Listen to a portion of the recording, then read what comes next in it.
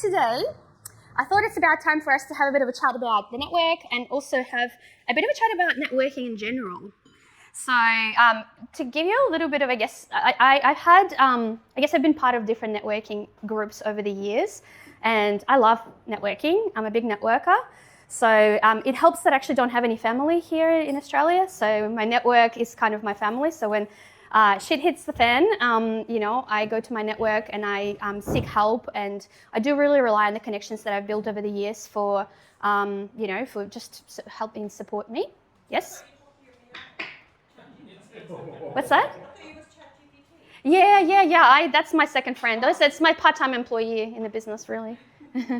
So how I fell in love with networking originally. So I was studying art back home, the Bachelor of Arts, and I was doing my dual degree in English translation. And I was asked to be a part-time tour guide. So most of my tourists that I worked with were British and Australians. So they were, people that a lot of the time met each other for the first time, and they were sort of stuck with each other for the next 30 days on doing Trans-Siberian Railway tour. So my job was to break the ice, to help them feel welcome, to, set the scene for them to kind of enjoy each other's company and, connect essentially for the next 30 days. And so when I first got them, they were essentially complete strangers. When they left my home city, they were mates, they've shared something together, we'll build something together. So that was the best, most fun job I've ever had. And it also taught me a lot about how people connect. And the fact that, backgrounds, demographics, jobs, status stripped. We're all people. We all, just want to have a good life. We want to, be happy. And so if you can get to the bottom of that and really connect on a very human level, a lot of other things get easier from then on. So as I then progressed through my career, I was part of different groups like the Property Council Mentoring Program for a year in Melbourne, and then Design Institute of Australia Committee. I was on there for a couple of years and ran some events, some student events myself, and helped out in other events. And then when I was initial stages in my business, I was with BNI for a few years, and then visited a whole bunch of different networking groups. So I've learned a lot about networking, a lot about, what makes people tick, I really love learning about people, what are their pain points, what constitutes their day to day. And I think that's kind of that underlying interest has been really helping me in networking. But the biggest thing that I learned about networking was that networking, it's like flexing a muscle. It's basically, you just get better at it the more you do it. So it's just a set of skills like any other. So the more you know about, different ways of doing things, and the easier it gets and the more enjoyable it becomes. It becomes really quite a bit of fun. So I thought I'd share some of this with you today. And I'd love for you to jump in, and, a lot of you are also really great networkers, I know. So I'd love to hear your insights as well, and, help other people hear that. And also, if there's something that you're sort of only just getting into, or you now need to do more for your new business, right? That's something, it's just certain sort of things that you can learn that just, make it a bit easier. So who have heard about contact spheres or power groups? Yeah. Does anyone know what that is? Yeah. Well, so I've got a networking function, then people that I can work within that are going to be really strong referral partners for me. So not everybody in the space is going to be, like a florist may or may not be a great person, but are they going to be able to drive a considerable business towards me? Am I going to be able to, yes, I can use them for business, but it may not be a reciprocal arrangement. 100%. So there are some businesses that are naturally better referral partners for our type of work than others. Who of you know your best referral partners? How many of you know your best referral partners? Yeah, so about half of you, right? Yeah. So these are just kind of, rough percentages, right? But you might know 150 people in your circle, right? Out of those people, about 50% of people will be people that you know well enough that you might, trust them broadly. Out of 15 of those, there will be people who are naturally in your contact sphere. So they will be a natural sort of referral partners. Out of those, only 5 will actually become your referral partners. So the progression is that generally, if you meet someone at a networking event, sure, tomorrow they could potentially pass you work, or if you see them long enough, eventually they might pass you work. But generally it takes, 7 to 10 touch points for people to actually ever pass you work. because you have to go through the stage of like know and like each other first, build some sort of trust and credibility then, and then actually be like, hey, you know, these are the clients I worked really hard with, you know, and I really want to do a good job for them, so I'll be actually bring this person in as a referral partner to my client. So it doesn't sort of happen overnight in my experience. So a little infographic. So obviously we are property construction, you know, design, finance industries. The idea behind Blueprint is that, you know, anyone sort of in the project space, you know, can really have, you know, come to us and be looked after with their project. So what happens is, you know, a couple, let's say, decided to buy a home, right? So first they'll do their research. So who are they going to come? Who are they going to come to? So if you decided to buy a home, what's your first steps? Broker. Yeah, you might come to a broker and be like, how much can I actually spend, right? Like, what's my borrowing capacity, right? Or as a family, what's our borrowing capacity? So they might come to a broker or an accountant, right? They might come to Peter and be like, how are my finances looking? You know, is there anything that we can tap into to buy something? And that could be like an investment property as well, or a new home, whatever that might be. Buyer's agent, of course, they're like, well, I don't know what I'm doing, you know, I'll come to Shiona, I'll come to Amelia. And then they'll go get a loan, right? So they'll come to a mortgage broker, you know, Anita, Claudia, they'll come to you and they're like, okay, you know, let's make the deal. Then they'll go through the signing of the contract process and doing their research. So they'll engage the building and pest. Who else might they engage during that process? You do due diligence. You do due diligence, yeah. Yeah, if you're thinking renovations and things like that, you might go to an architect. Yeah.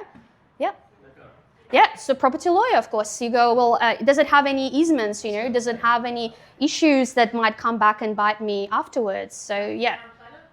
Town planner, you know, what's involved there, you know, especially if you want to develop it or whatever that might be. Can I interrupt? Yeah. Also, you should talk to us before you buy the Yeah, that's a GD process, architect. The builder? No, the architects. Yeah.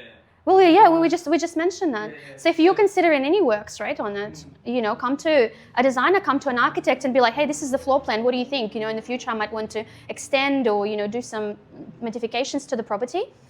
So then often they'll come to us as well for, you know, furnishing, for example. Well, I'm buying a new home. I have no furnishing. So where do I go? What do I do? Can you just take care of that process for me? I'm busy professional, whatever that might be. And then there might be some issues with the property. So they might come to a plumber, painter, locksmith. Why am I telling you this? So you know what your network can be. Right? So let me ask you this. So if I'm an architect or a builder, who are my natural referral partners?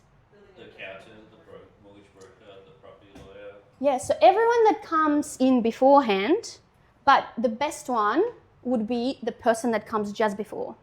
So for us, for example, our best referral partners are builders and architects. Why? Because people at that stage in the process and they go, well, you know, I know for sure that I need to do interior design works. So do you know any interior designers? Because that's the next person I'm going to.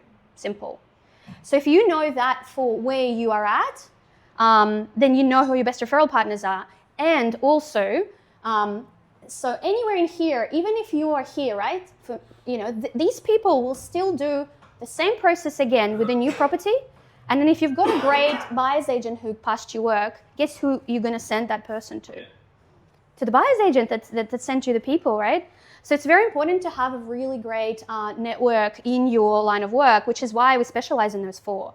Because, you know, I worked out that for our industry, if you're property construction, they're going to be the people that are going to refer to you the most, naturally.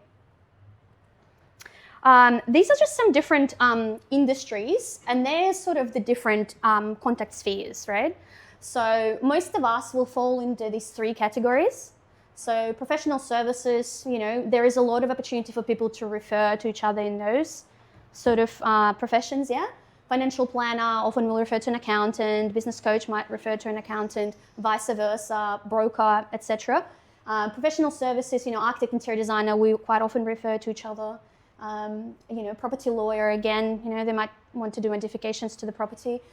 Construction and trades often refer to each other as well because they might be there on site and then someone's like, well, you don't do, you know, flooring, you don't put on flooring, but you do my plumbing, so I'll need the flooring next, or, you know, who can you recommend? So they often refer to each other as well. So why is winning a client or a referral partner sometimes even better than winning one client? Repetition. Meaning?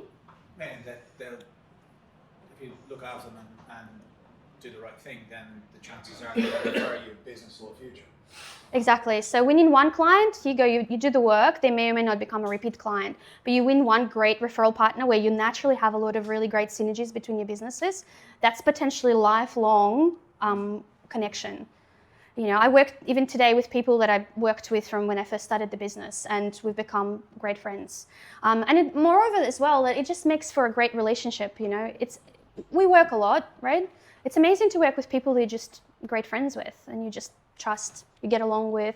The work becomes a lot more fun. Oh, you'd think, but maybe not. Yeah, why not? That joke would have landed better if he was in the room. Josh, now he's not in the room, so you can talk to him as much as you want. It is on camera, but that's okay. We'll edit it out. Josh is not a watch the rerun kind of guy. He won't see it. That's why you can talk whatever you want. Why as well, I wanted to share this with you, is seeing someone regularly extremely helpful, right? Because you're always in front of that person and you can be like, well, I know what they do. I know what their business is all about. I know, like, and trust them. But if you just seen them regularly, do you think how strong are your chances of actually getting work from them regularly? 50-50? All the fun games, and they go, okay, it can be a personal issue. They start to become this XYZ rich or whatever. People have those personality issues. Okay. So in networking, it's a KPI thing. Yeah. I'll be like, okay, if I'm doing better, I'm like, where's my referral? If we do a KPI system, I'm like, where's my 5 referrals this month? I can hold them accountable. Well, with that as well, I don't. It's not B and I, it's a different. Yeah. That's what I do. So I think the accountability is sort of a different game, because for me personally, I found that if I really like someone, we have great values, we align in a lot of ways and what we want to do for the client, we have natural synergies. You don't have to make me pass a referral. That's like the division of this is good and this is nice. I could be nice to someone, but that doesn't mean I'm good to that person. Yeah. Well, what are some of the ways that how can you improve your chances of building a connection? Simply ask. Like, if you don't ask, you don't get. And what's your question like? If you don't ask the question, you don't get. And how can you ask a question, like, other than just asking in a meeting? Is there a different way that you can build on that connection? So it's all about your pitch. So you can tell them what you do. I'm a home loan broker. This is what I specialize in. I'm different from the other brokers because of X, Y, Z.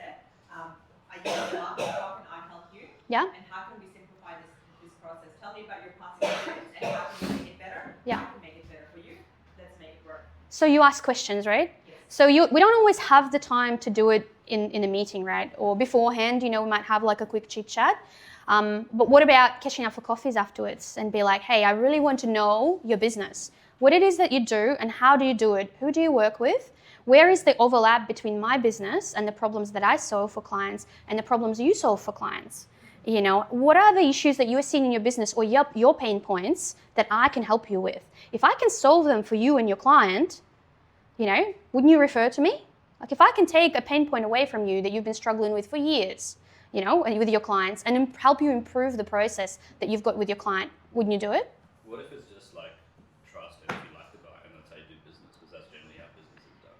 Yes, Like but $100 million guys are going to go, hey, I think his competency is great. Every personality type is different. Yeah, you know what I mean. yeah, Some people react better in a formal situation.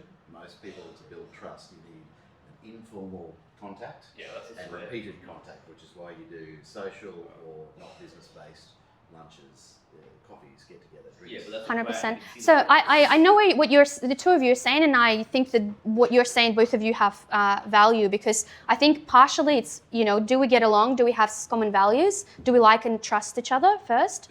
But then also it's what's your business and what's my business? Is there a natural synergy or is it a forced relationship? I guess that's my point there. Talking to people about, if you actually recommend a client and like, how was that relationship? How did you go? That gives you an opportunity to learn if that, what worked, what didn't work, and then you can do it better for the next client. All right, so a little bit about this. So you guys have heard me talk about this book that I've been reading, Networking for People Who Hate Networking. So a lot of the time, and this is, I guess, something that we talk about a lot here at Blueprint, you come to a networking event and it's very salesy, right? It's all about exchanging cards, or it's all about just, talking about your business nonstop, or it's just not your type of event. We've all been there? Yeah?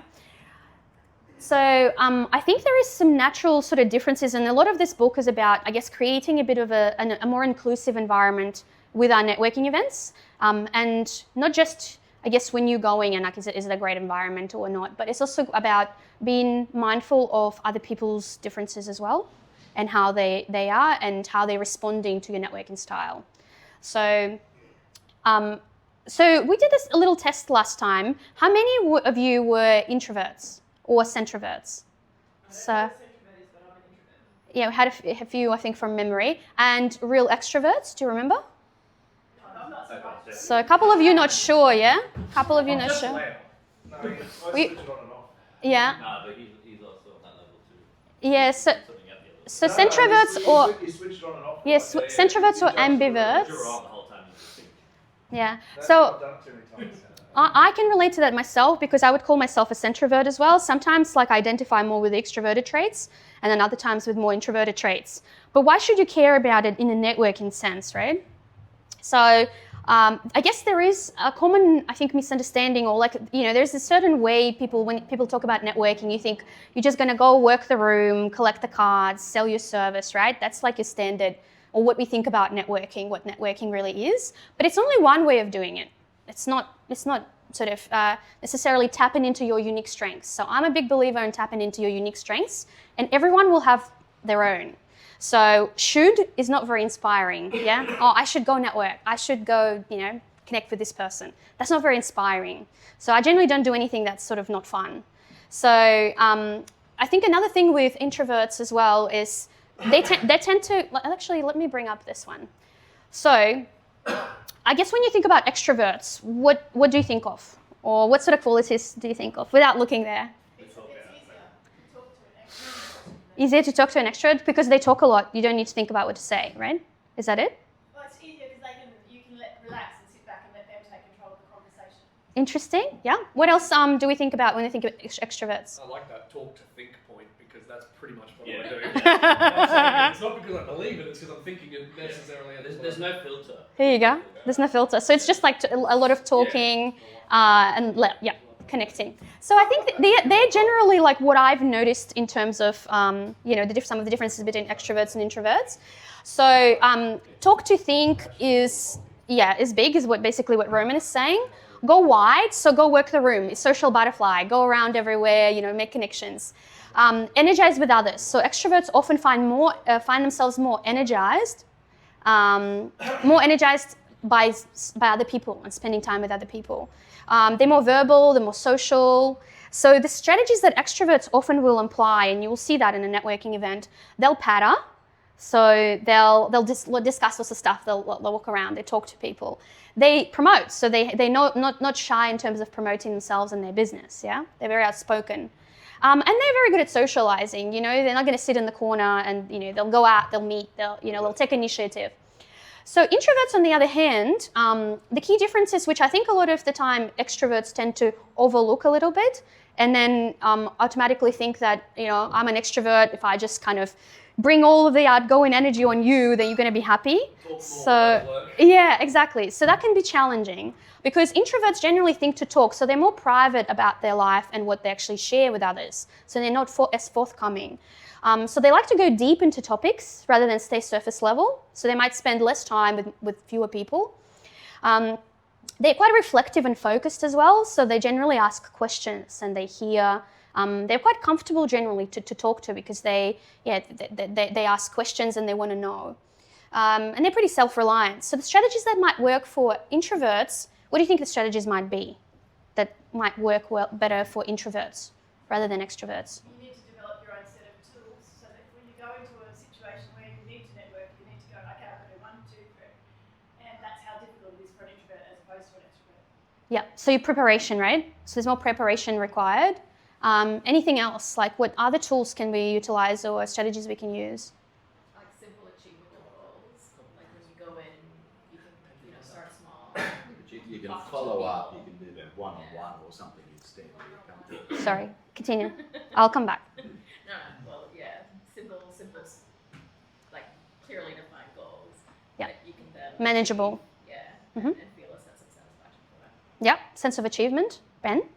I was just saying that usually you can then follow up, even if you haven't engaged. Follow up. You could do a one-on-one if you're more comfortable with that. 100%. That's an easier way. Mhm. If you say, I didn't get to see you at a function, you could Mhm.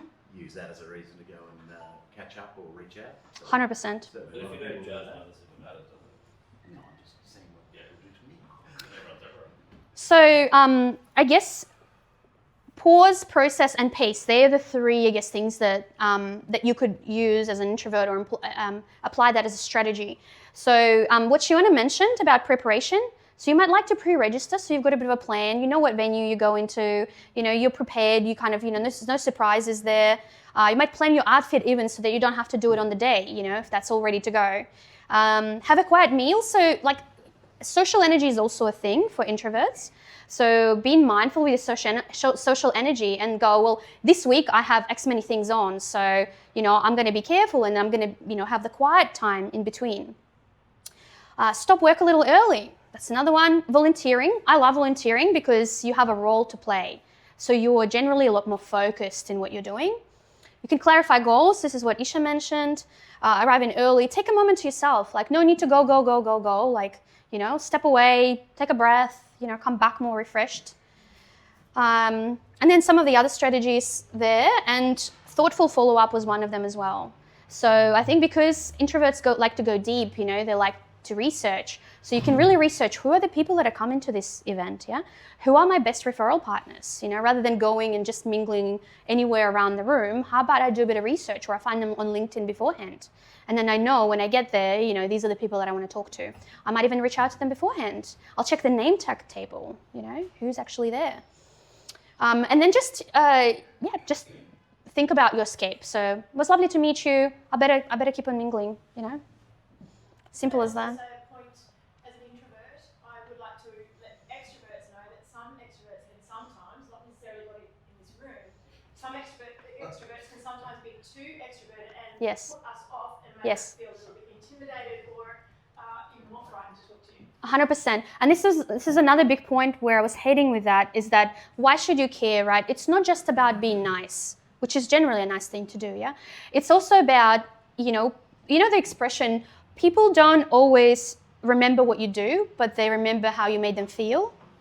So in order to make someone feel great, you almost have to speak their language a little bit, a bit of mirroring. And I think in our culture, we often think that being the extroverted type is the ideal. And so you sometimes miss that you need to adjust a little bit for the more introverted types. So not only that they feel good about talking to you and they remember you, but you're also actually maximizing those networking opportunities because you can quite easily miss them otherwise if you just, if you don't account for them.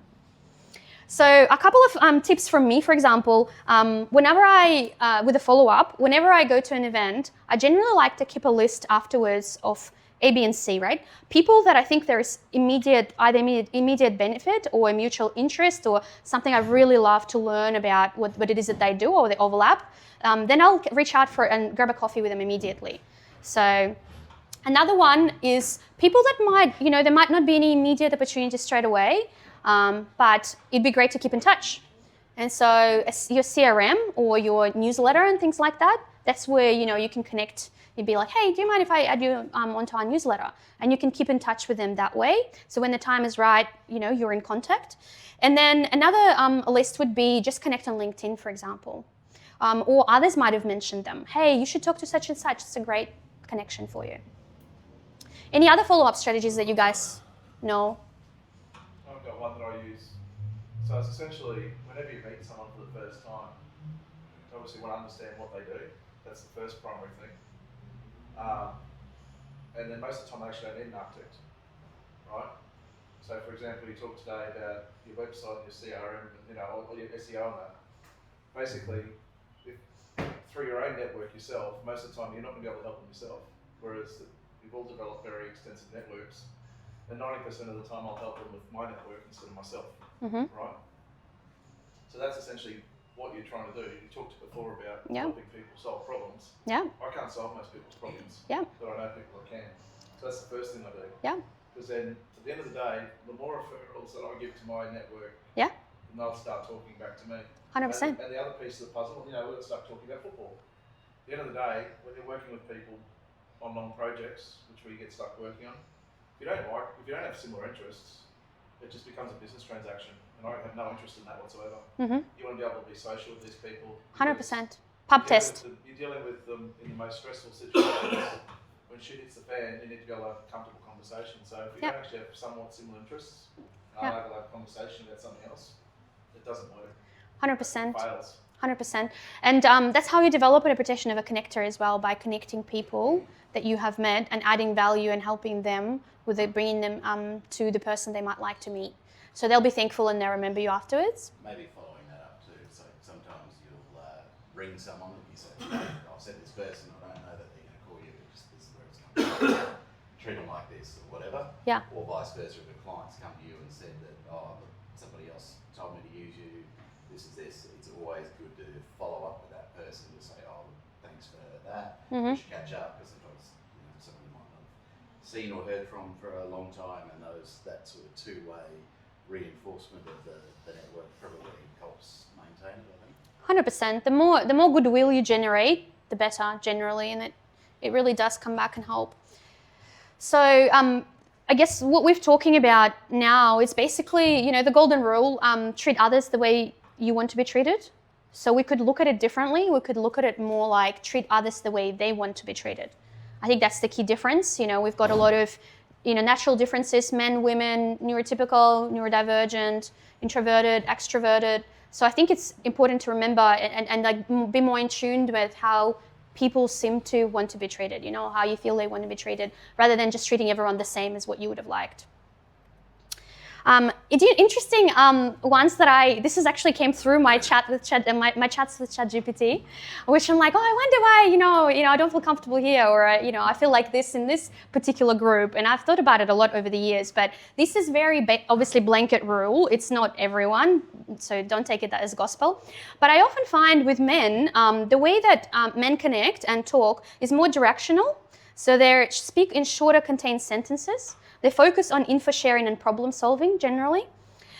There's more turn taking with pauses and they wait longer before responding. So there's less back channeling.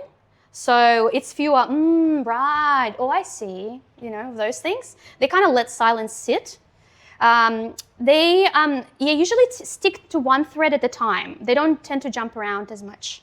And then status and hierarchy. So often there's more joking, debating, or one-upmanship, which I think you can even see in our group. Like there's a lot of joking and banter, especially coming from our lovely gentlemen.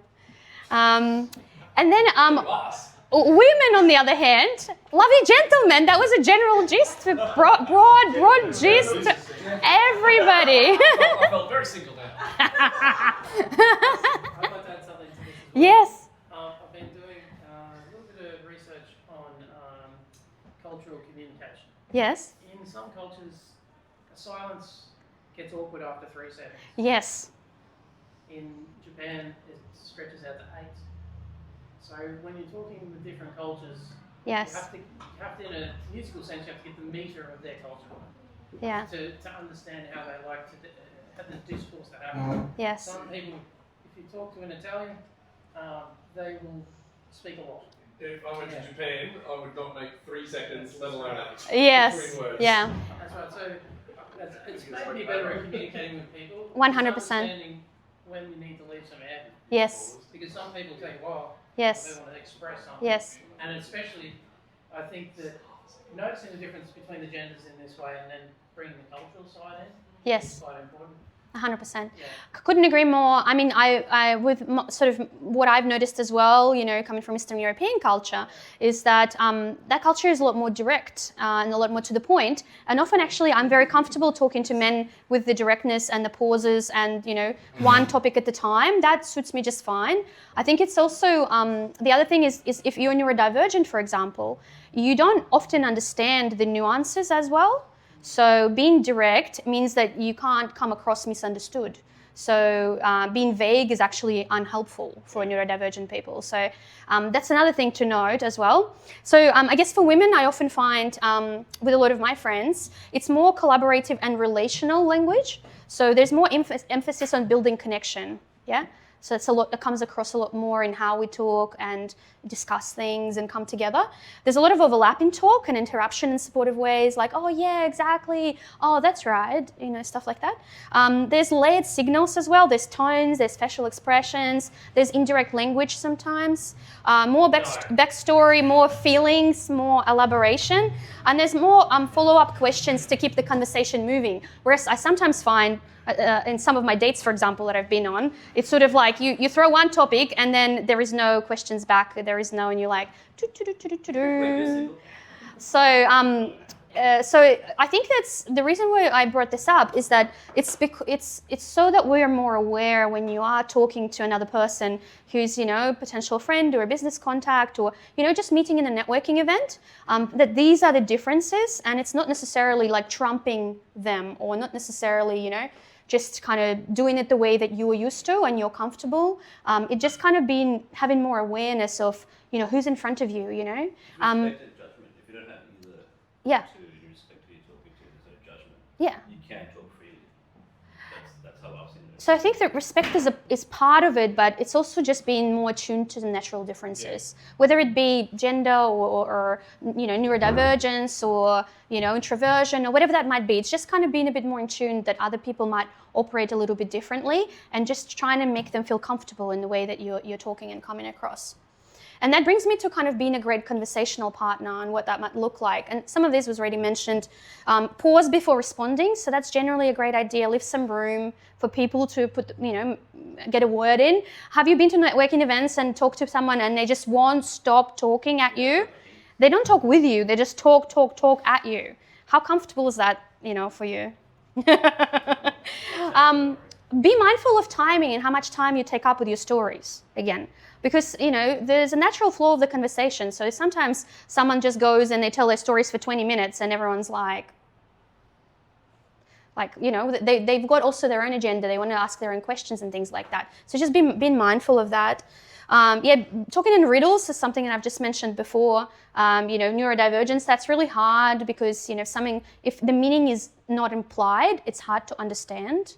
You know, sometimes people keep speaking or they talk riddles just because they're nervous. Yeah, sure. And they're absolutely crapping themselves. So they're going, oh, if I have 3 seconds pause, then I can't have it. It's going to be uncomfortable. Okay. So it's freaking out, right? So that's the rationale behind the reason why some people do that. What are some of the strategies that you could employ if you're in front of someone like that? I just talk over them. That's one strategy. Are there any others? Anyone can volunteer. If you talk loud enough, eventually they'll probably understand. All right. What are some of the other strategies? If someone is, if someone is nervous in front of you, what can you do? Make a joke about yourself. Yes, that's correct. Sure. Yes, very true. Take the piss about yourself and then let them go, okay. You can ask them a question about themselves and try and lead them. What if if you've got a child who's nervous and, you know, the first day of school, what are you going to do? Talk over them? No. What are you going to do? You acknowledge it. Yeah. Give them a hug. Yeah. You know how many times that's got me in trouble at a networking event? Give them a hug. Okay. I will take that. I will use that as a disclaimer because that's the strategy that I use. Maybe for our male members, it's not as appropriate. But I'll usually do something like this. I'll touch them on the shoulder. I'm like, you know, what a great day today, isn't it? Or like, oh, you look great. I love your dress. Or like, you know, if it's a female, or, you know, I just love how you. I love what you've done with this. Or you know, like, you know, I've been dreading coming to this networking event. You know, how are you feeling? This is an example here of someone talking over the top of somebody who's trying to get a point. Yeah, you three. Yes. I'm just nervous. Yeah. Someone asked me Okay. a question. What else might be happening here is using humor to make things less uncomfortable. Yeah. And that's okay as well, you know, that's okay. And, you know, I think sometimes it's just about, you know, making someone feel more comfortable, you know, and just acknowledging, you know, they've got their own things going on and it's not usually to do with you, you know. But yeah, I think a respectful, like this is probably another one. Yes, second last one. Don't constantly interrupt or overlap their words. So that doesn't make someone feel comfortable. I think it's really good to use humour in a disarming way, like the use of strange colloquialisms and alliteration and things when people are talking too much. Or if you ask a question that's really absurd all of a sudden, just it cuts through the tempo and just makes them stop. But I think also what I was saying about the tone and the meter of how you talk, you can start to bring people down when they're really nervous, because it's all for fear and anxiety. Yeah. It makes us talk too much. Because first of all, we don't want to look stupid. Sure, no one likes that, right? No. And also, there's a lot of pressure at these networking events because you were touching on it before.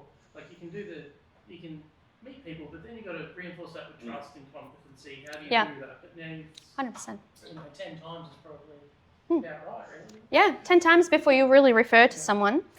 All right, so I think just a couple of things to wrap up in terms of what we've got happening in the pipeline.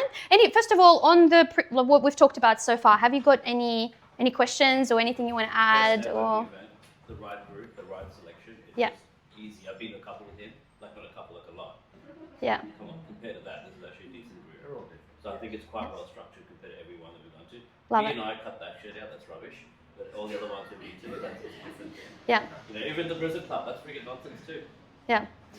Well, I find that with the social events, especially when people come back from those, they often report that we generally have a very friendly, very inclusive vibe. They usually have quite a good time at the networking events, and I think that some of this stuff goes a long way because at any single networking event, there's always people that are good connection for you.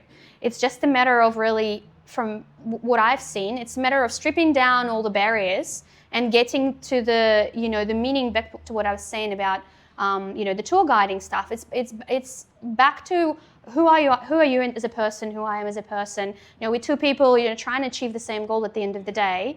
And can we come together and work together, or there's not quite alignment? That's okay. So for me, sales have been more around finding that 2%, the 10% of people that you have that perfect synergy with, and that they're going to become your lifelong referral partners, right? Rather than chasing everyone and different flavor of the month every time, because it gets tiring after a while. But if you find that great synergy with other businesses, natural synergy, get along, you have a great time, just work becomes not work. It becomes fun and enjoyable, and you build lifelong connections.